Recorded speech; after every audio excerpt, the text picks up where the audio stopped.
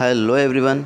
आज मैं आप सभी के साथ आयुर्वेदिक कढ़ा बनाने की रेसिपी शेयर कर रहा हूं, जो आपकी इम्यूनिटी को बढ़ाने में काफ़ी मदद करेगा। गर्म पानी है, काढ़ा है, इनका निरंतर सेवन करें।